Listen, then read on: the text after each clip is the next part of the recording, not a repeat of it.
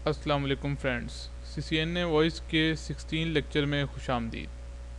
Friends, आज के lecture में हम डिस्कस करेंगे CUCM इंट्रोडक्शन एंड इंस्टॉलेशन।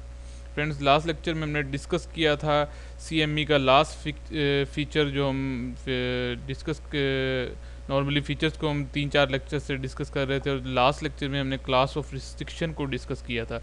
ये CME का लास्ट फीचर था। इसके अलावा मैंने आपको शायद लास्ट मिनट्स में लास्ट लेक्चर के बताया होगा कि जो हमारे पास वॉइस मेल और ऑटो अटेंडेंट वो आपका कॉल मैनेजर एक्सप्रेस के अंदर पार्ट नहीं आता, लेकिन और वो इस आपके जो है कोर्स का पार्ट भी नहीं है, लेकिन उसको मैं आपको करवाऊंगा ज़रूर, क्योंकि वो आपके पास सिंगल साइड सोल्यूशन के अंदर, अगर कंप्लीट सोल्यूशन की बात करें तो आपके पास एक वाहिद वो टॉपिक रह गया है जो आपका कवर होना चाहिए, ताकि अगर आपके पास कोई इंस्टॉलेशन आती है सिंगल साइड की तो आप उसको कंप्लीट कर सकें। उसके लिए हम सिस्को यूनिटी एक्सप्रेस की इंस्टॉलेशन पढ़ेंगे। वो वॉइस मेल और ऑटो अटेंडेंट का फीचर हमें देगी कॉल मैनेजर एक्सप्रेस के साथ, ठीक है। तो उसके अलावा बाकी सारी चीज़ें हम डिस्कस कर चुके हैं कॉल मैनेजर एक्सप्रेस से रिलेटेड। नेक्स्ट जो हमारे पास जो अब न्यू टॉपिक है वो है सिस्को यूनिफाइड कम्युनिकेशन मैनेजर। कुछ लोग इसको सिस्को यूनिफाइड कॉल मैनेजर भी कहते हैं। ये भी कॉल मैनेजर एक्सप्रेस की तरह एक अलग से टेलीफोनी सर्वर है, लेकिन कॉल मैनेजर एक्सप्रेस और इसमें जो डिफरेंस है वो क्या है वो मैं आपको बताता हूँ कि कॉल मैनेजर एक्सप्रेस जो है वो क्या होता है कि राउटर के ऊपर एक टेलीफोनी सोल्यूशन हम डिप्लॉय करते हैं, यानी router act as a media server या टेलीफोनी सर्वर यूज़ हो रहा होता है। लेकिन call manager Cisco unified call manager या कम्युनिकेशन मैनेजर एक सेपरेट एंटिटी होती है, सेपरेट हार्डवेयर होता है जिसके ऊपर कॉल मैनेजर का सॉफ्टवेयर इंस्टॉल हुआ होता है। ये उसके ऊपर इंस्टॉल करने के बाद हम क्या करते हैं, इसको एक्सेस करते हैं। और इसकी सबसे जो अच्छी ब्यूटी है, जो इसका मतलब कि प्लस बेनिफिट है, वो ये है कि ये 98% आप कह सकते हैं कि इसकी कॉन्फ़िगरेशन जो होती हैं वो क्या होती हैं, ग्राफिकल यूज़र इंटरफेस यूज़ करती हैं। सिर्फ 2% आप कह सकते हैं कमांड लाइन आप इसका यूज़ करते हैं। लेकिन इसकी कोई छोटा सॉफ्टवेयर नहीं है, बहुत बड़ा सॉफ्टवेयर है। इसके ऊपर ही CCNP वॉइस पूरे का पूरा डिपेंड करता है, और इसी के ऊपर CCI कोलैबोरेशन या CCI वॉइस, जिसे ओल्ड टर्म में CCI वॉइस कहा जाता था, आजकल CCI कोलैबोरेशन कहा जाता है, वो इसके ऊपर डिपेंड करता है। इसके साथ साथ और भी सर्वर यूज़ होते हैं CCNP वॉइस में भी और CCI कोलैबोरेशन में भी, लेकिन CCNP वॉइस के पहले 5 पेपर मैंने आपको बताया था कि पहले उनमें से 4 जो पेपर होते हैं वो इसी CUCM के ऊपर डिपेंड कर रहे होते हैं। सारी की सारी कॉन्फ़िगरेशन इसी के ऊपर होती है। तो कॉल मैनेजर एक्सप्रेस के बाद आप इसको CUCM को मतलब कि ज़रूर इसको डिस्कस इसको जब भी आप स्टडी करेंगे तो इसके लिए आपको CCNP वॉइस में जब आप जाएंगे तो ज़्यादा डिटेल में आप डिस्कस करेंगे। लेकिन इसमें मेरी कोशिश होगी कि मैं आपको इसके अहम मेजर जो चीज़ें हैं वो उसके बारे में आपको बता दूं, ताकि आपका एक तो पेपर से रिलेटेड आपका कंप्लीट पार्ट हो जाए, और सेकंड ये है कि आपको इतना पता चल जाए कि आप जब CCNP वॉइस के अंदर जाएं तो आपकी एक अच्छी बेस बन चुकी हो CUCM के बारे में, ठीक है, सिस्को यूनिफाइड कम्युनिकेशन के बारे में। तो नेक्स्ट हम देखते हैं जी हमारे पास स्लाइड क्या है जी। सिंगल साइड सोल्यूशन, जैसे कि इस पिक्चर को हम हर लेक्चर में डिस्कस करते हैं, ये है कॉल मैनेजर एक्सप्रेस, ठीक है जी। कॉल मैनेजर एक्सप्रेस से रिलेटेड ये जो है पिक्चर है सिंगल साइड सोल्यूशन की। ये इसके तमाम पार्ट्स को हम डिस्कस कर चुके हैं कि हम फ़ोन कैसे रजिस्टर करते हैं, DHCP इसके अंदर कैसे बनाते हैं, इनको IP कैसे असाइन करते हैं, डिफ़ॉल्ट गेटवे कैसे असाइन करते हैं, आउटसाइड कॉल करनी हो तो कैसे करते हैं, और इसके फीचर्स को भी हमने डिस्कस किया। एक सिर्फ मैंने आपको बताया कि वॉइस मेल और ऑटो अटेंडेंट का फीचर रह गया है, वो हमारे पास कॉल मैनेजर एक्सप्रेस के अंदर ही एक मॉड्यूल लगता है सिस्को यूनिटी एक्सप्रेस का, ठीक है। उसके साथ मॉड्यूल लगने के बाद हम उसकी इंस्टॉलेशन और कॉन्फ़िगरेशन करते हैं। वो बेसिकली वो भी CCNP वॉइस का पार्ट है, लेकिन सिंगल साइड सोल्यूशन के लिहाज से बहुत इंपॉर्टेंट है, वो आपको पता होना चाहिए। तो मेरी कोशिश है कि वो हम जो है इंशाल्लाह CUCM के बाद आखिरी 2 लेक्चर्स जो होंगे वो सिस्को यूनिटी एक्सप्रेस के ऊपर होंगे, और उसके बाद एक फ़ाइनल ओवरव्यू लेक्चर होगा जिसमें हम कोटेशंस कैसे बनाते हैं और क्या नाम है, किसी को डिज़ाइन आप कह सकते हैं कि एक आईपी टेलीफोनी का नेटवर्क को हम डिज़ाइन कैसे कर सकते हैं एक सिंगल साइट सोल्यूशन में, वो मैं आपको बताऊंगा। नेक्स्ट हम देखते हैं जी, नेक्स्ट हमारे पास है CUCM इम्प्लीमेंटेशन। ये देखें, ये आपको एक नज़र आ रही होगी डायाग्राम। इस डायाग्राम में क्या क्या चीज़ें हैं। एक तो आपके पास गेटवे है, ये देखें 2911। पहले हम इसको एज ए क्या कर रहे थे, कॉल मैनेजर एक्सप्रेस, और इसको एज ए राउटर भी यूज़ कर रहे थे, कॉल मैनेजर एक्सप्रेस भी। लेकिन इस सिनेरियो में जिसमें CUCM यूज़ होगा, इसमें ये सिर्फ एज ए गेटवे के तौर पे काम कर रहा होगा। गेटवे का मतलब ये होता है कि आपको अपने नेटवर्क से बाहर निकाल रहा होगा और इसका कोई काम नहीं होगा। ठीक है, इसमें ये कॉल मैनेजर एक्सप्रेस के तौर पे यूज़ नहीं हो रहा होगा, इसमें सिर्फ गेटवे के तौर पे यूज़ हो रहा होगा। और आपके टेलीफोनी का पार्ट जो है वो कॉल मैनेजर के थ्रू आपके पास क्या होगा, कंट्रोल होगा। ये एक अलग हार्डवेयर होगा जो आपके स्विच के साथ अटैच होगा, और इस हार्डवेयर के ऊपर सिस्को यूनिफाइड कम्युनिकेशन मैनेजर का सॉफ्टवेयर वो इंस्टॉल होगा। यानी सॉफ्टवेयर नहीं कह सकते, इसको ऑपरेटिंग सिस्टम कह सकते हैं। वो इसके ऊपर इंस्टॉल होगा और उसके बाद आप इसको एक्सेस कर सकेंगे किसी भी टेलीफोनी, किसी भी पीसी से बैठ के। नॉर्मल ये इसकी जो वो होती है सिनेरियो ये बनता है।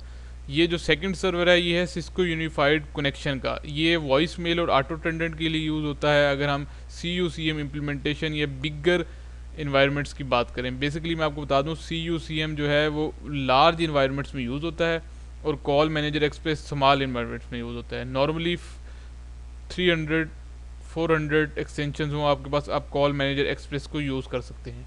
उससे बड़े जितने भी इन्वायरमेंट्स होंगे 500 एक्सटेंशन, 600, 1000, 2000, 3000, 7500 इवन के एक क्लस्टर के अंदर आईपी फ़ोन्स को आप, अभी आप क्लस्टरिंग को छोड़ दें, लेकिन आप 7500 जो है एक CUCM को जो है उसको हैंडल कर सकता है।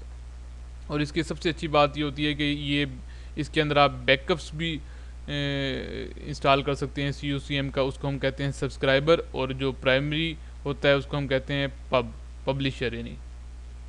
ठीक है, तो ये फैसिलिटी भी, और बहुत सारे इसके एडवांस फीचर्स हैं जो आपको शायद कॉल मैनेजर एक्सप्रेस के अंदर ना मिले, लेकिन इसके अंदर आपको वो रिलायबिलिटी, वो फैसिलिटीज़ मिलती हैं जिससे आप टेलीफोनी फ़ीचर्स के बारे में खेल सकते हैं। बल्कि मैं तो ये कहता हूँ कि आप जो भी टेलीफोनी के बारे में सोचते हैं वो तमाम के तमाम फ़ीचर्स जो आप सोच सकते हैं कि यार ये चीज़ होनी चाहिए, वो सारे के सारे फीचर्स कॉल मैनेजर के अंदर इंक्लूडेड हैं। आलमोस्ट सारे, कुछ हो सकता है कि थोड़े बहुत रह गए हों, लेकिन मेजॉरिटी हैं। और सबसे पहले यही पॉपुलर हुआ टेलीफोनी सर्विसेज में जो कॉल मैनेजर है, और इसी की बेस पे फिर अवाया ने दिया अपना कॉल मैनेजर, और बाकी जितने भी वेंडर्स हैं उन्होंने दिया। ये सिस्को यूनिटी कनेक्शन है। ये वॉइस मेल ऑटो अटेंडेंट के लिए अलग सर्वर यूज़ होता है। इसी तरह प्रेजेंट और इंस्टेंट मैसेजिंग, जैसे आप फेसबुक पे या याहू पे चैटिंग करते हैं, उस तरह का एक आपको इन्वायरमेंट देता है वो सिस्को यूनिफाइड प्रेजेंस सर्वर देता है। और कॉन्टैक्ट सेंटर, जहाँ पे आप यानी डिफरेंट कॉल्स आती हैं, कॉल सेंटर्स की तरह का आप सिनेरियो किसी को बना के देना चाहते हैं, तो वो कॉन्टैक्ट सेंटर उसके लिए इंस्टॉल करते हैं। ये अलग अलग सर्वर्स पे इंस्टॉल होते हैं। ठीक है, और ये चारों सर्वर बेसिकली, ये 3 सर्वर जो हैं ये पहले थी, ये जो हैं मैं आपको बता दूं, ये वाले 3 जो हैं, ये वाले 3 ये आपके पास CCNP वॉइस का पार्ट होते हैं, और ये वाला जो है ये सिर्फ के सिर्फ CCI के अंदर आता है। ठीक है, तो जब भी आप आगे पढ़ेंगे तो आपको इनके बारे में भी मज़ीद ज़्यादा डिटेल पता चल जाएगी। वैसे आजकल का जो सिनेरियो है उसमें क्या होता है कि आजकल एक न्यू कॉन्सेप्ट आया है विचुअलाइजेशन का। विचुअलाइजेशन में क्या होता है, ये चारों सर्वर्स क्या होते हैं, एक ही सर्वर्स पे इंस्टॉल होते हैं, और उसके अंदर उनकी विचुअलाइजेशन हुई होती है। बाहर से आपको इक्विपमेंट हार्डवेयर एक ही नज़र आता है, लेकिन अंदर से उनकी विचुअलाइजेशन हुई होती है। जो लोग विचुअलाइजेशन को समझते हैं वो मेरे इस कॉन्सेप्ट को ज़्यादा अच्छे तरीके से अंडरस्टैंड कर चुके होंगे। जिन्होंने नहीं किया वो अभी फ़िलहाल, क्योंकि इनिशियल स्टेज आप यही समझें कि किसके लिए अलग हार्डवेयर, इसके लिए अलग हार्डवेयर, इसके लिए अलग हार्डवेयर और इसके लिए अलग हार्डवेयर।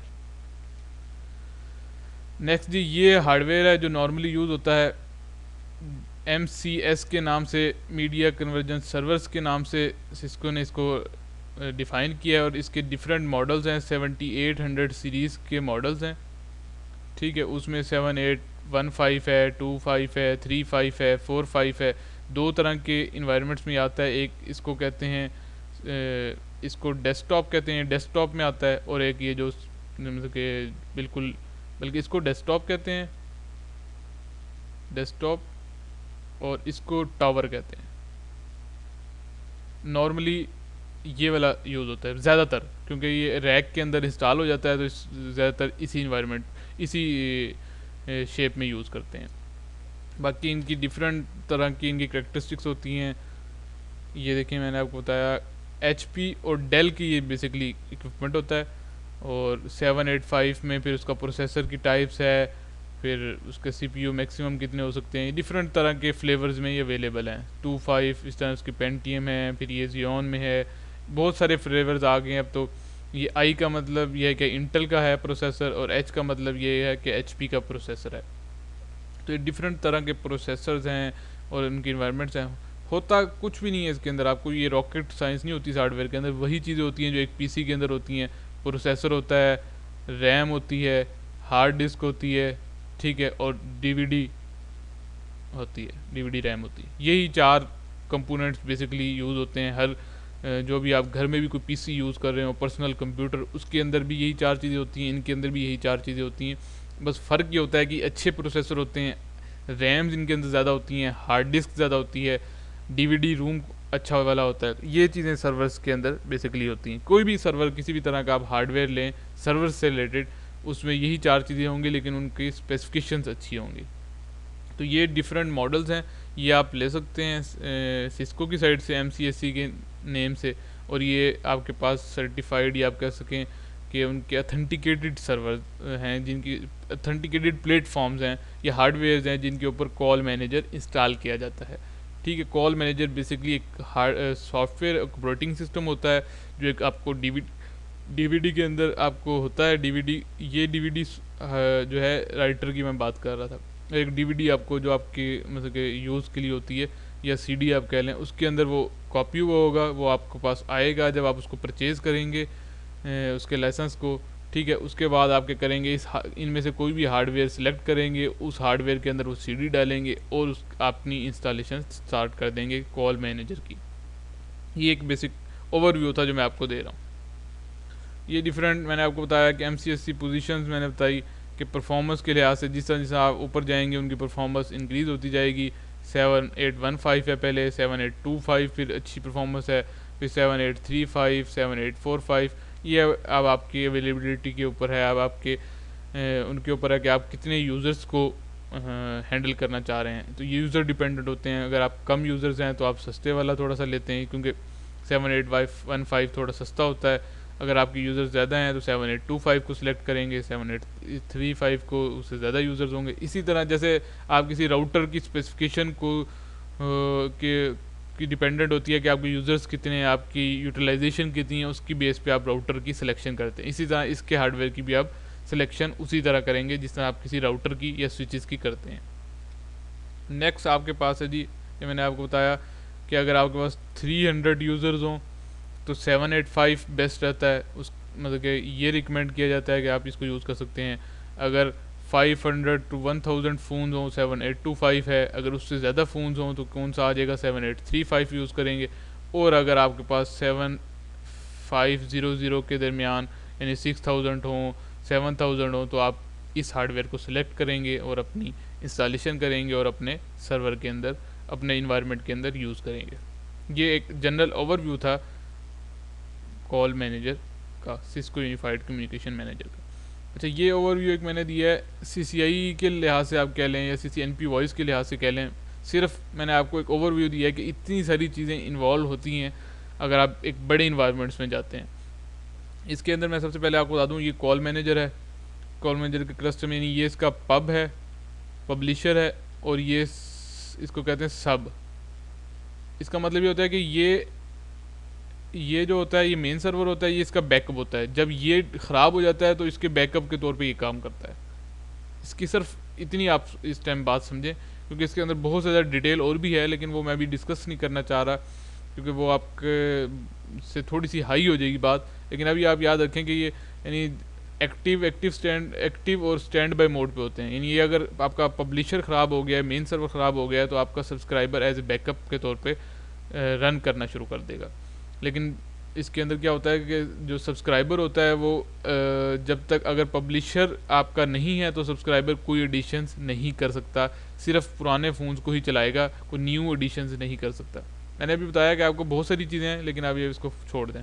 स्विच है, स्विच के साथ अटैच हैं, स्विच के साथ आईपी फ़ोन्स अटैच हैं, पीसी अटैच है, इसी तरह ये गेटवे अटैच है। गेटवे 3 तरह के प्रोटोकॉल से मैंने आपको बताया था, H.323, MGCP और SIP, तीनों से रजिस्टर हो सकता है। यहाँ पे उसने बताया हुआ MGCP से रजिस्टर है गेटवे के साथ आपके पास एनालॉग फ़ोन, वैसे ही FXS पोर्ट के साथ।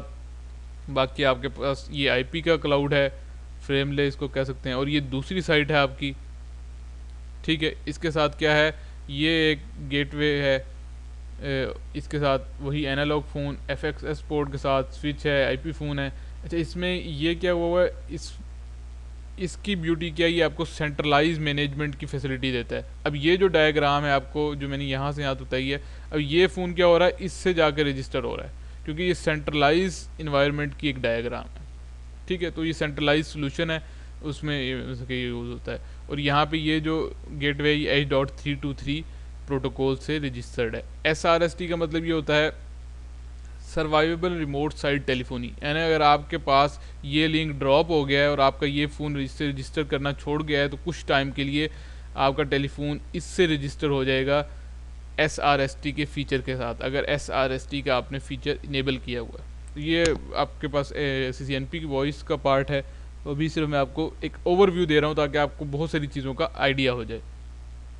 बाकी आपका ये पार्ट रह गया, इसमें आपके पास एक और स्विच अटैच है और उसके साथ आपके पास DSP रिसोर्सेज अटैच हैं। DSP में आपके कॉन्फ्रेंस रिसोर्सेज आ जाते हैं, म्यूज़िक ऑन होल्ड की फ़ीचर्स हैं, बहुत सारे फ़ीचर्स हैं जो आप अलग हार्डवेयर के ऊपर उनको चाहते हैं कि वो उसको डील करें, आपका टेलीफोनी सर्विस का जो पार्ट है वो डील ना करे। उसकी रीज़न ये है कि मैं आपको बताऊँ, कॉल मैनेजर एक्सप्रेस के अंदर हम एक ही गेटवे के ऊपर सब कुछ किए जा रहे थे, क्योंकि हमारे पास यूज़र्स या टेलीफोन्स बहुत कम थे।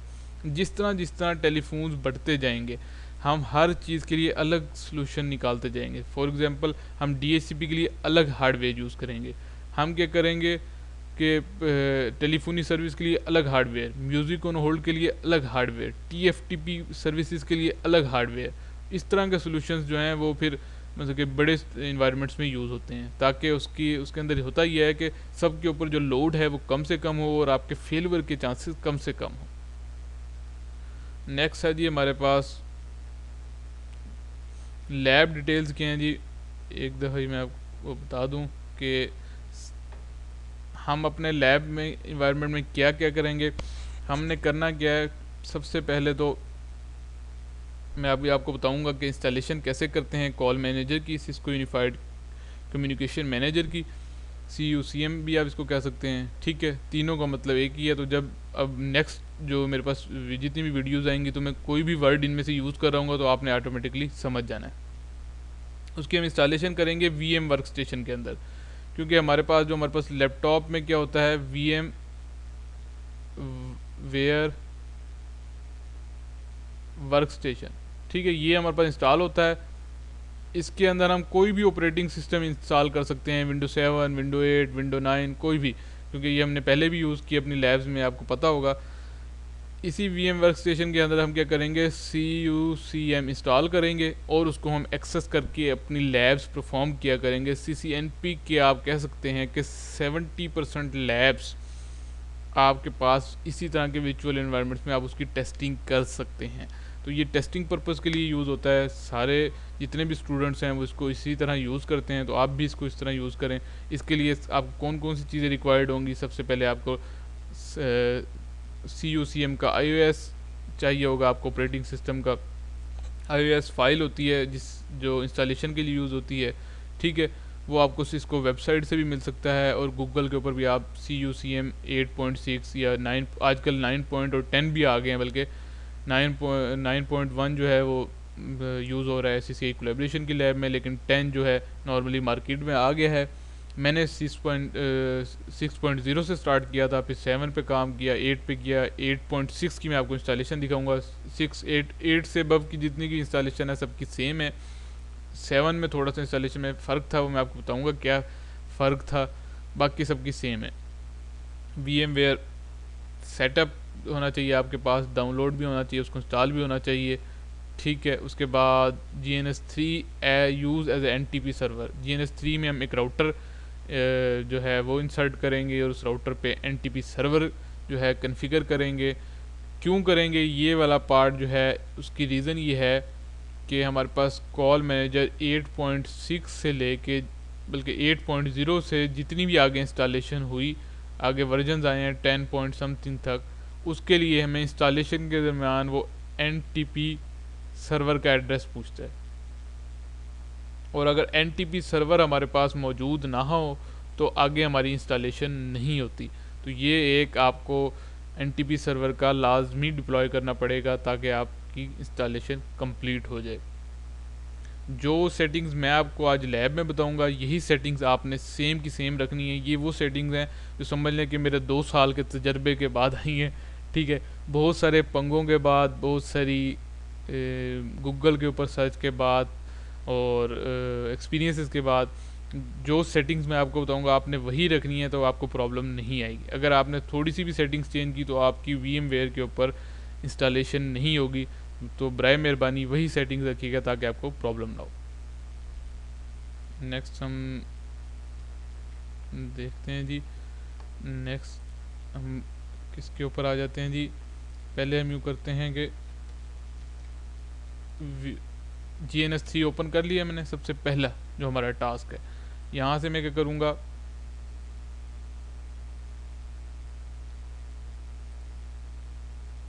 राउटर मैंने लिया, ठीक है। ये टास्क आपने शायद आपने पहले भी किए हुए हैं यकीनन। उसके बाद इसमें से जाके क्लाउड में मैंने इसका लूप बैक के थ्रू इसको अटैच कर लिया। लूप बैक मेरा लोकल एरिया कनेक्शन 2 वाला है, ठीक है जी। ये आप करेंगे। उसके बाद इस पे जाके मैंने इंटरफेसेस असाइन कर दिए और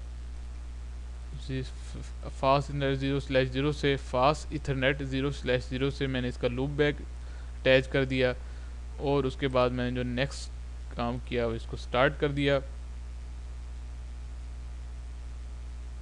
ठीक है। ये काम आपने सबसे पहले करना है। उसके बाद आपने जाना है कंसोल पे, यहाँ से आप आएंगे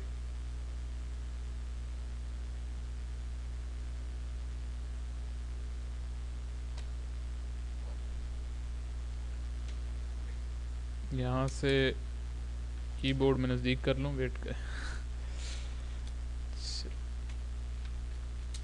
config T interface fast internet 0/0 पे जाएंगे हम। यहाँ पे मैं IP एड्रेस साइन करूँगा इसको, और IP एड्रेस मैं कहता हूँ कि मैं ये असाइन करता हूँ जी .20.255.255.255.0 व नो शट, ठीक है। ये आप कर देंगे। और ये करने के बाद आपने क्या करना है, 3 कमांड्स देनी है। ये वाली NTP सोर्स फास्ट इथरनेट 0/0 जो मेरे पास इंटरफेस पे मैंने IP असाइन किया है वो मैंने लिखा। उसके बाद NTP मास्टर, ये NTP की कन्फिगरेशन है, ठीक है। और यहाँ एक नंबर होता है स्ट्रेटम नंबर, इनमें से आप 6 मैंने साइन किया। इसकी डिटेल्स जो हैं वो मैं अभी आपको बाद में बताऊंगा। NTP सर्वर का IP बताया 142.100.64.20, ठीक है। इतनी आपने कन्फिगरेशंस करनी है। उसके बाद बेशक इसको राइट कर दें। यहाँ तक कन्फिगरेशन करने के बाद आपका GNS3 पे काम कंप्लीट हो गया।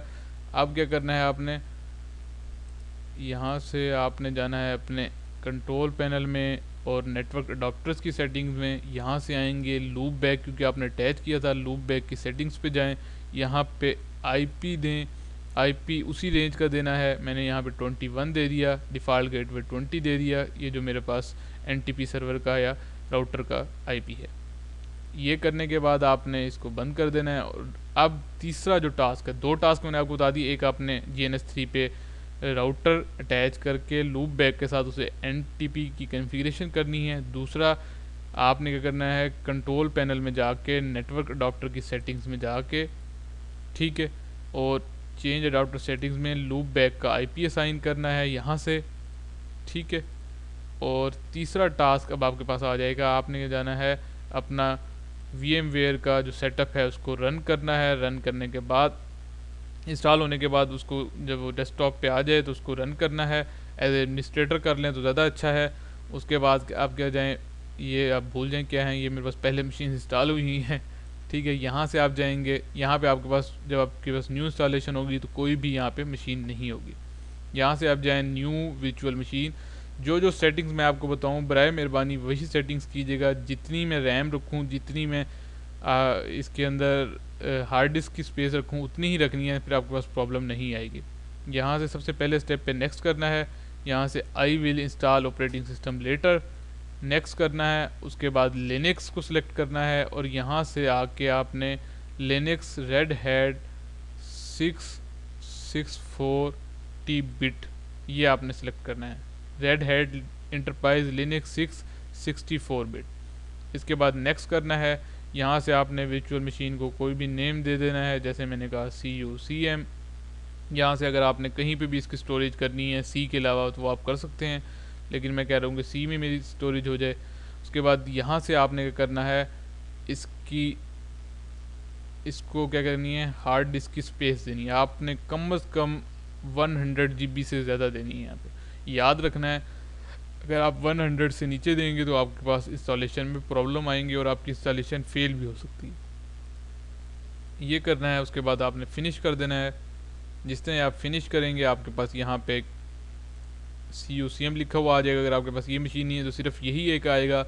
यहाँ पे आपने एडिट वर्चुअल मशीन्स करनी है और रैम आपने 2 GB से मिनिमम नहीं रखनी। रिकमेंडेड जो है वो 2 GB है, तो 2 GB से मिनिमम आपने रैम नहीं रखनी। नेटवर्क अडॉप्टर्स में आके आपने ब्रिज करना है।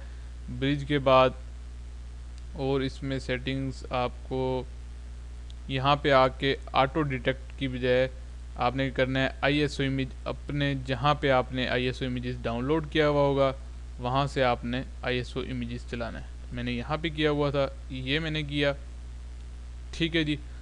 यहाँ तक जो आपने स्टेप करने हैं ये सेम के सेम करने हैं। सिर्फ रैम का बताया मैंने आपको, 2 GB रैम मिनिमम रखनी है, ज़्यादा से ज़्यादा जितनी मर्ज़ी आप रख सकते हैं, ठीक है। और उसके बाद हार्ड डिस्क 100 GB से ज़्यादा रखनी है। नेटवर्क अडॉप्टर ब्रिज रखना है और यहाँ से आपने क्या करना है, अपनी ISO इमेज फाइल का पास देना है। वो देने के बाद यहाँ तक आपका टास्क कंप्लीट हो जाएगा। उसके बाद आपने एडिट में जाके वर्चुअल नेटवर्क अडॉप्टर्स में से ब्रिज को सिलेक्ट करके, ब्रिज ही होता है बेसिकली, यहाँ से इंश्योर करना है कि आपके पास Microsoft loop back adapter attach हो, क्योंकि हमारे पास जो हमारे राउटर के साथ अटैच है वो लूप बैक अडाप्टर अटैच है। तो आप इस VMware को ये बता रहे हैं कि जब भी ब्रिज सेलेक्ट हो तो उसको ऑटोमेटिकली अटैच कर दे लूप बैक अडाप्टर के साथ। तो ये भी आपने मेक श्योर करना है। उसके बाद आपने करना है power on this virtual machine, इसको रन करना है। आपकी इंस्टॉलेशन का पहला पार्ट स्टार्ट हो जाएगा, ठीक है जी। यहाँ से आप ओके करेंगे, इसको बेशक बंद कर दें। यहाँ से आप इसके फुल मोड में भी जा सकते हैं। तो अभी मैं इंस्टॉलेशन के लिए इसके फुल मोड में जा रहा हूँ। ये हम इसके फुल मोड में चले गए। यहाँ से अब इसकी इंस्टॉलेशन के स्टेप्स आएंगे, वो हम डिस्कस करते हैं स्टेप बाय स्टेप। थोड़े से स्टेप्स हैं, उस स्टेप्स के बाद बेसिकली इस इंस्टॉलेशन में तो तकरीबन लगेंगे 40 से 45 मिनट या 1 घंटा लग सकता है। लेकिन जो स्टेप्स मैंने आपको बताए हैं, आपका NTP चलता हुआ होना चाहिए। तो उसके बाद यहाँ पे इनिशियल स्टेप्स मैं आपको बता दूंगा, उसके बाद आपकी इंस्टॉलेशन स्टार्ट हो जाएगी, ठीक है। उस इंस्टॉलेशन में फिर वो जो है उसको मैं स्किप कर दूंगा, वो आप लोगों ने फिर खुद करनी है। यहाँ से पहला जो हमारे पास प्रॉम्प्ट आएगा वो ये आएगा, अब media check is recommended once before installation. आप इसको येस भी कर सकते हैं, लेकिन अगर इसको येस करेंगे तो ये 1-2 घंटा एक्स्ट्रा ले जाएगा। अगर आपको 100% श्योर है आपका यानी हार्डवेयर ठीक है, तो आपको इसको करने की ज़रूरत नहीं है।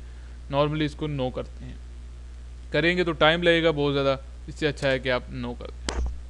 ठीक है, नेक्स्ट आपके पास क्या आता है जी, प्लीज़ वेट करें, आपको मैसेज आ रहा है। तो जिस तरह ही नेक्स्ट हमारे पास आता है तो हम उसको डिस्कस करते हैं। नेक्स्ट क्या है,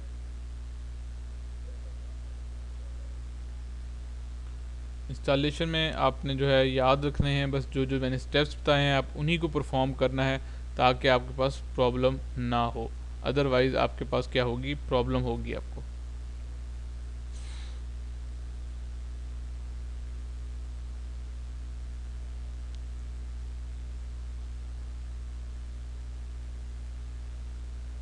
यहाँ पे ये 1 या 2 मिनट लेगा, शायद 3-4 मिनट भी ले ले, लेकिन आपने थोड़ा सा वेट करना है। इस लेक्चर में थोड़ी सी पेशेंस रखनी है और कोशिश करना है कि ये सारा लेक्चर आप इसको देखें, इसको कट ना करें ताकि आपको प्रॉब्लम ना हो। यहाँ पे क्या होगा कि आपके पास दो ऑप्शंस आ जाएंगे। सबसे पहला ऑप्शन होगा सिस्को यूनिफाइड कम्युनिकेशन मैनेजर यानी कॉल मैनेजर आपने इंस्टॉल करना है, या Cisco unified manager business edition add करना है। जो आपके पास सेकंड ऑप्शन है ये बेसिकली VMware पे नहीं होगा, लेकिन इस अगर आप सेकंड इस ऑप्शन को सिलेक्ट करेंगे तो इसमें आपके पास कॉल मैनेजर के साथ सिस्को यूनिटी कनेक्शन भी इंस्टॉल, दोनों एट ए टाइम इंस्टॉल हो जाएंगे। लेकिन आपको एक मैसेज नज़र आ होगा, products not supported on current hardware, Cisco unity connection यानी इस हार्डवेयर पे सपोर्टेड नहीं है, तो आप इसलिए पहले ऑप्शन को सिलेक्ट करेंगे। उसके बाद ओके, इन टैब से मैं ये ऊपर नीचे कर रहा हूँ, ठीक है। आप टैब का बटन दबाएंगे तो ये क्या होगा, आपका प्रॉम्प्ट चेंज होता जाएगा। ओके पे जिस तरह ये आपको हाईलाइट होगा, आपने इंटर का बटन दबाना है और आपके पास नेक्स्ट स्क्रीन के लिए वो जाएगा। अब यहाँ तो क्या कह रहा है कि वर्जन ऑफ द हार्डवेयर कुछ भी नहीं है, the version of the DVD 8.0 something, या do you want to proceed this with the install. मैंने कहा जी बिल्कुल, क्यों नहीं करना चाहते, करना चाहते हैं हम लोग, ठीक है। उसके बाद ये वाला जो पार्ट है इसको आप बेशक स्किप कर दें।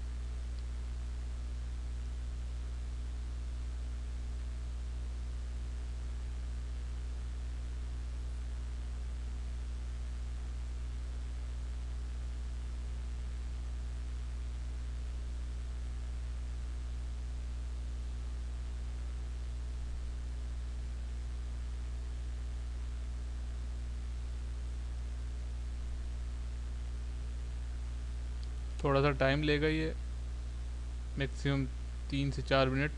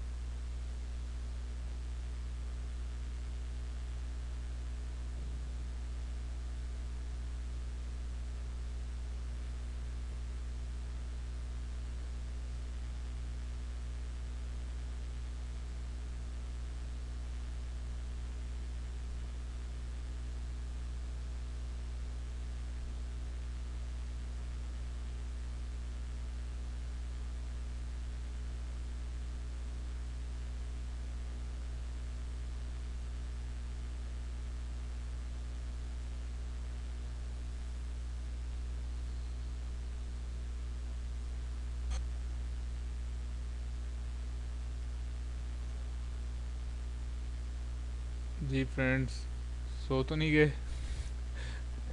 देखते रहें, क्योंकि फर्स्ट टाइम जो है आप देखेंगे तो ज़्यादा अच्छा आपको आइडिया हो जाएगा।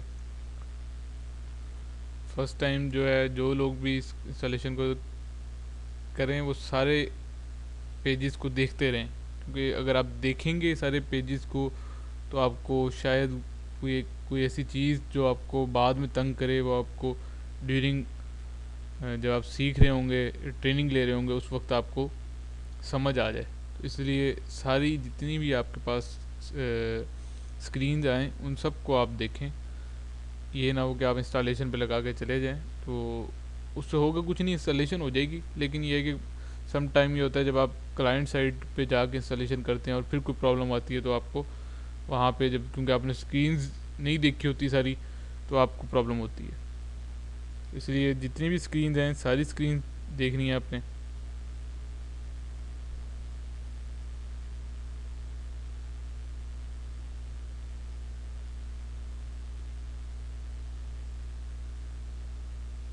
ये आपने देखा है कि ये ओके ओके मैसेज आ रहे हैं, ये बेसिकली लिनक्स की तरह स्टार्ट हो रहा है ऑपरेटिंग सिस्टम, क्योंकि इसके जो बैकएंड पे जो सारे का सारा फिनोमिना है वो ऑपरेटिंग सिस्टम का चल रहा होता है। लेकिन परेशान ना हो आप लोग, इसका लिनक्स किसी को चलानी आती है नहीं चलानी आती उसका इससे कोई रिलेट नहीं है, इसके सिर्फ बैकएंड पे लिनक्स यूज़ हो रहा होता है, लिनक्स का ऑपरेटिंग सिस्टम।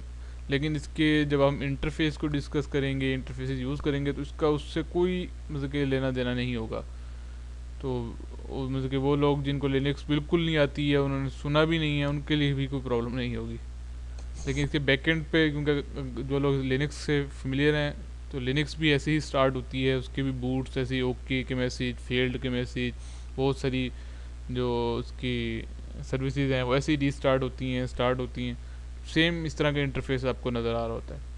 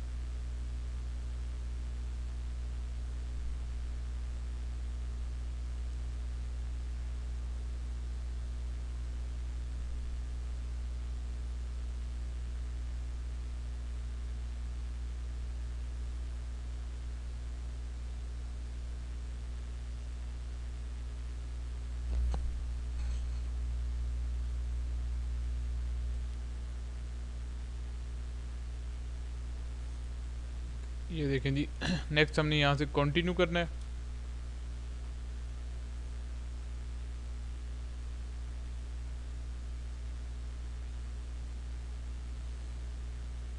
इसके बाद आप इसको प्रोसीड करेंगे प्लेटफॉर्म इंस्टॉलेशन विजिट को।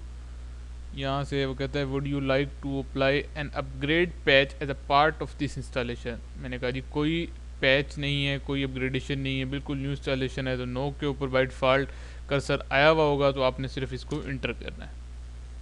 बेसिक इंस्टॉलेशन करनी है, बिल्कुल जी ठीक है। यहाँ से आपका जो भी अमेरिका है या जो भी आपका है, हम सिलेक्ट कर लेते हैं जी एशिया में कराची, ठीक है जी। टैब दबाएं, उसके बाद ओके करें। उसके बाद वो कहता है do you want to enable automatic negotiation of the ethernet NIC speed and duplex. मैंने कहा जी नो, बल्कि आप इसको बैक पे चले जाएं और इसको बेशक यस कर दें ताकि वो ऑटोमेटिक कर ले, ठीक है। उसके बाद do you want to change the MTU size from the OS default. मैंने कहा जी कोई डिफ़ॉल्ट साइज़ को चेंज ना करें। उसने कहा जी आप DHCP की कॉन्फ़िगरेशन चाहते हैं। मैंने कहा जी नो।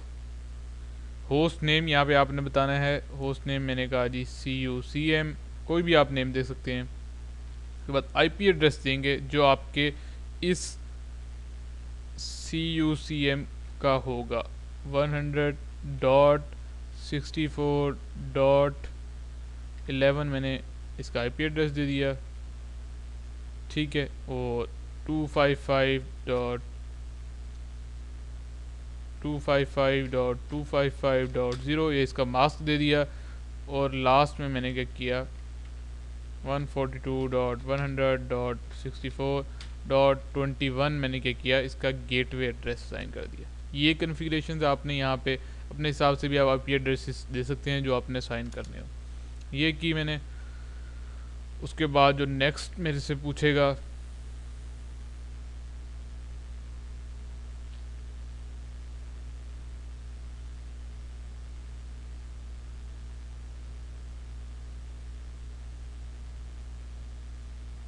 यहाँ पे नेटवर्क सेटिंग्स को बेसिकली डील कर रहा है, रीस्टार्ट कर रहा है और जो मैंने इंफॉर्मेशन दी है उसको स्टोर कर रहा है।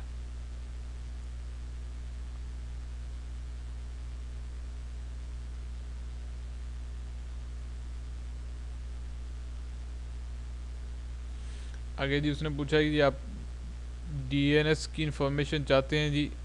मैंने कहा जी नो, ठीक है। उसने इसको भी अपडेट कर दिया। जो जो इन्फॉर्मेशन देते जाएंगे उसको अपडेट करेगा, रिस्टार्ट कर देगा।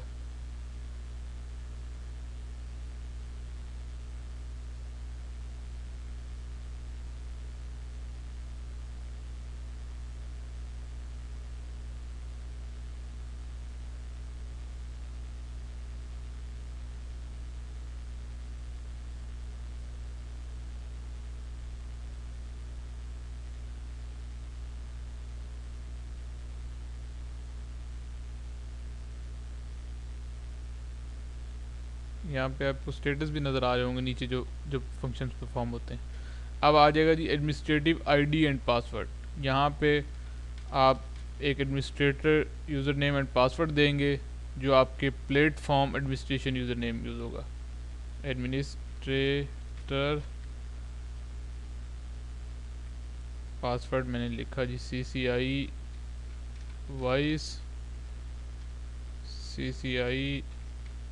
वॉइस, ठीक है। ओके किया। जब 3 तरह के पासवर्ड्स होते हैं, पासवर्ड्स के हमारे पास एक नेक्स्ट लेक्चर होगा इंशाल्लाह, उसमें मैं आपको डिटेल डिस्कस करूँगा कौन से 3 तरह के पासवर्ड, यहाँ पे 3 तरह के पासवर्ड मांगेगा और वो कहाँ कहाँ यूज़ होते हैं मैं आपको बताऊँगा। यहाँ पे ऑर्गेनाइजेशन कोई भी लिखें जी, होम लिख दें, यूनिट कुछ भी लिख दें, लोकेशन भी कुछ लिख दें, कोई आपने यहाँ फिल करनी है बस। उसके बाद कंट्री देख के और आपने क्या करना है, ओके करना है। उसके बाद is this server the first node in the cluster. ये बहुत ही इंपॉर्टेंट स्क्रीन है। इस स्क्रीन का मतलब ये है कि अगर तो आप, मैंने आपसे डिस्कस किया था पब्लिशर और सब्सक्राइबर का, अगर तो आप पहला सर्वर इंस्टॉल कर रहे हैं, अपना पब्लिशर इंस्टॉल कर रहे हैं, प्राइमरी सर्वर इंस्टॉल कर रहे हैं, तब आप कहेंगे कि is this server the first node in the cluster, yes. इसका मतलब कि आपका ये पहला सर्वर है इस क्लस्टर के अंदर। अगर आप इसको नो करेंगे तब ये आपसे क्या पूछेगा, आपके प्राइमरी सर्वर का एड्रेस पूछेगा और फिर उसको आपस में लिंक करेगा, इंटीग्रेट करेगा। इसीलिए क्योंकि ये अब आप पहला सर्वर कर रहे हैं तो आप इसको यहाँ पे येस रहने देंगे। यहाँ पे आप क्या देंगे, NTP सर्वर का IP। ये वो पॉइंट होगा जहाँ पर आपका NTP टेस्ट होगा। अगर यहाँ से आगे ना गया तो हमारी इंस्टॉलेशन क्या होगी, नहीं होगी। हमने 20 रखा था, यहाँ पे आपने देना है और इसके बाद पहले आपके कर लें, टेस्ट कर लें, फिर प्रोसीड करना। टेस्ट करने के बाद ये देखें आपको लिखा हुआ आ रहा है एक्सेसिबल। अगर यहाँ पे नॉट एक्सेसिबल हो तब आपको अपने NTP की कॉन्फ़िगरेशंस को चेक करना पड़ेगा। मैं आपको पहले बता दिया है कि अगर यहाँ पे आप गलत एंट्री देंगे, नॉट एक्सेसिबल आएगा, तब ये आपकी इंस्टॉलेशन को प्रोसीड नहीं करेगा। तो ये आपने पॉइंट, इसके लिए हमने GNS3 को GNS3 में जाके राउटर में एज ए NTP की कॉन्फ़िगरेशन की थी और उसको as a NTP server use किया था। प्रोसीड करेंगे और उसके बाद क्या होगा, आपकी पास दूसरा पासवर्ड पूछा है, इसने सिक्योरिटी पासवर्ड, ठीक है। ये मैंने कहा जी, ये भी मैंने CCI वॉइस रख दिया है, CCI वॉइस। मैंने आपको बताया 3 तरह के पासवर्ड पूछेगा, लेकिन अभी मैं बता नहीं रहा कि कहाँ कहाँ 3 होंगे यूज़, वो हम इंशाल्लाह नेक्स्ट लेक्चर में पढ़ेंगे।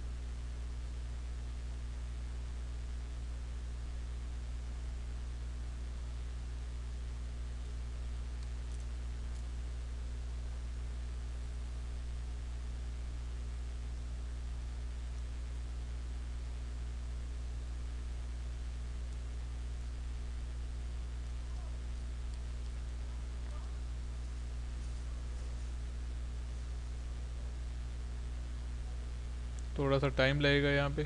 और उसके बाद ये जी नेक्स्ट आ गया हमारे पास, do you want to configure a simple mail transfer protocol. मैंने कहा जी नो, ठीक है जी। और ये तीसरा पासवर्ड आपके पास आ गया, user name and password एडमिनिस।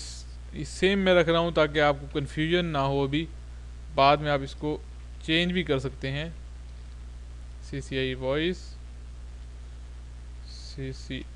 Voice मैंने पासवर्ड रखा, ठीक है जी। और यहाँ से मेरी क्या हुई, the platform configuration is complete. अगर यहाँ पे आप ओके करेंगे तो अब आपकी जो है कॉन्फ़िगरेशन कंप्लीट होगी। अब आपकी प्रॉपर इंस्टॉलेशन स्टार्ट हो जाएगी इस कॉन्फ़िगरेशंस के साथ, और ये तकरीबन आपका लेगी,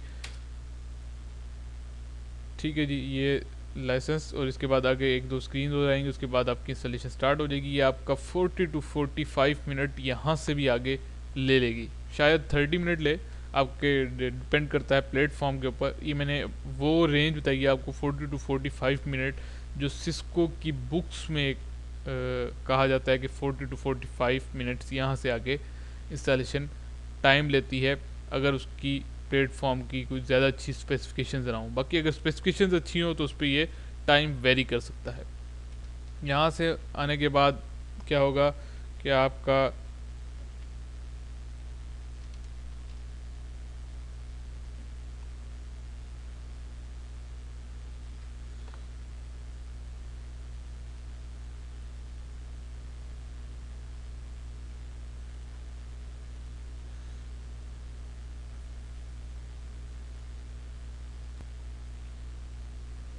ये उसके बाद अब मैं क्या कर रहा हूँ, ये 40 to 45 मिनट्स लेगी इंस्टॉलेशन में। उस टाइम तक मैं क्या कर रहा हूँ, इसको बंद कर रहा हूँ क्योंकि मेरे पास ऑलरेडी एक मशीन इंस्टॉल है। तो मैं क्या करूँगा, उसको चला के आपको दिखाता हूँ कि आफ्टर इंस्टॉलेशन, जब आपकी इंस्टॉलेशन कंप्लीट हो जाएगी तब आपके पास क्या प्रॉम्प्ट आएगा, ठीक है जी। ये मैंने अगेन दूसरी मशीन चलाई। जिस तरह ही आपके पास आपकी इंस्टॉलेशन कंप्लीट होगी, आपका सर्वर ऑटोमेटिकली रीस्टार्ट हो जाएगा। आपका ये VMware के अंदर वाला सर्वर इंस्टॉल होगा, रीस्टार्ट होगा। ये नहीं है कि आपका अपना ये जो जिसके ऊपर VMware वर्क मशीन इंस्टॉल है, ये वाला आपका लैपटॉप या कंप्यूटर इंस्टॉल रीस्टार्ट नहीं होगा, और ना इसकी ज़रूरत है। सिर्फ अंदर वाला खुद ब खुद रीस्टार्ट हो जाएगा। और उसके बाद आपके पास क्या होगा, एक ब्लैक स्क्रीन आ जाएगी जो कंसोल स्क्रीन होगी, जिसके कंसोल स्क्रीन ऐसे कह सकते हैं कि आपके पास जो CUCM का सर्वर होगा उसके साथ आपने मॉनिटर अटैच किया होगा, उस मॉनिटर के ऊपर जो स्क्रीन आएगी ब्लैक कलर की वो कौन सी होगी वो भी हम देखते हैं इस मशीन के चलने के बाद। ये मशीन मैंने पहले से इंस्टॉल करके रखी हुई है क्योंकि वो 40 to 45 मिनट चलेगी, तो मैंने इसलिए इसी को रिस्टार्ट कर दिया है। बिल्कुल न्यू फ्रेश मशीन है, ये भी मैंने कल इंस्टॉल की थी, लेकिन मैंने इसको सिर्फ आप लोगों के लिए ही यहाँ पे इस स्टेज पे इसको सस्पेंड किया हुआ था। तो अभी हम क्या करेंगे, यहाँ से इसको कंटिन्यू मैं आपको दिखाऊंगा और फिर बताऊंगा कि आप इसको कैसे कैसे एक्सेस कर सकते हैं। देखिए ये पहली स्क्रीन आएगी आपके पास, यहाँ पे आपसे वो पूछेगा, ये आपके पास शो नज़र आ रहा होगा आपको, CUCM लॉगिन।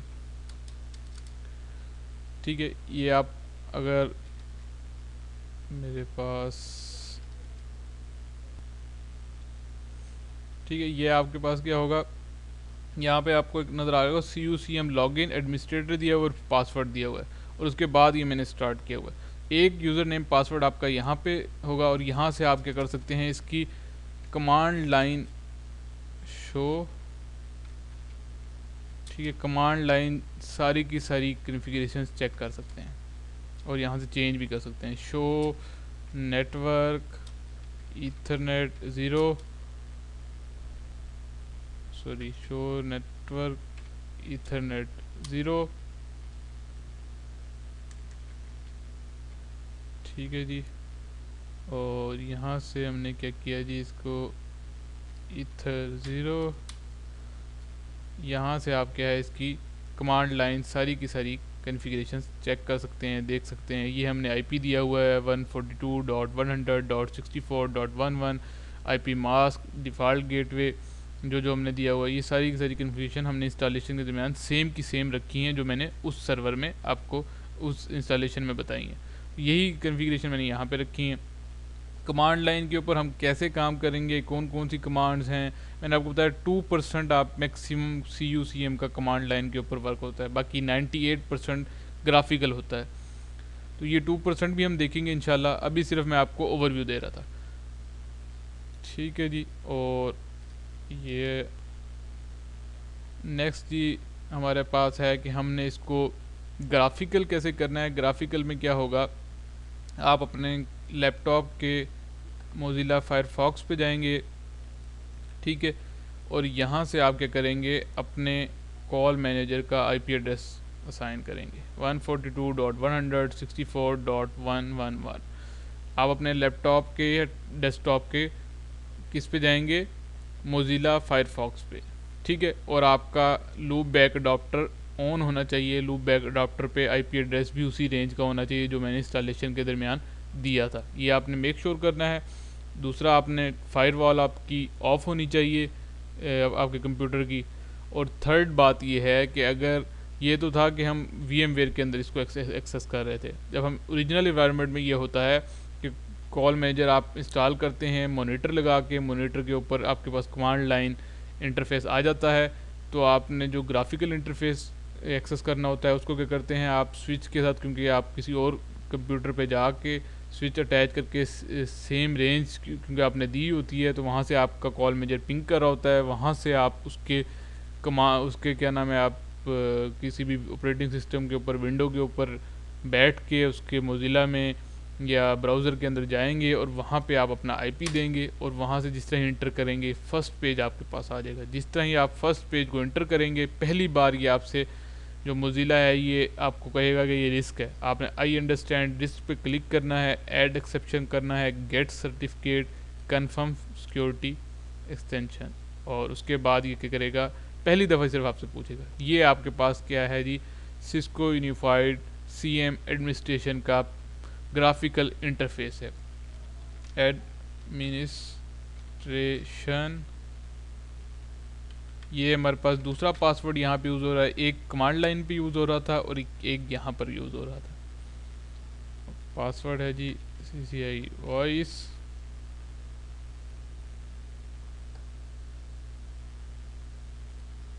सॉरी हमारा password मिनिस TRATOR CCIE voice.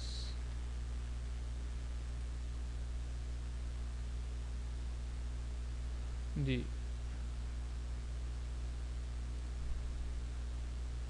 User name password जिसमें आप करेक्ट यूज़र नेम पासवर्ड देंगे, ठीक है, तो आपके पास पहला पेज लॉगिन हो जाएगा। फर्स्ट टाइम थोड़ा सा टाइम शायद ये लेगा, लोडिंग टू प्लीज़ वेट। बाद में इतना टाइम नहीं लेगा, लेकिन हमेशा थोड़ा सा टाइम लेता है ये ग्राफिकल इंटरफेस, लेकिन अभी थोड़ा सा ज़्यादा टाइम ले रहा है। तो मैं आपको असल में पेज दिखाना चाह रहा था कि पेज आएगा किस तरह का।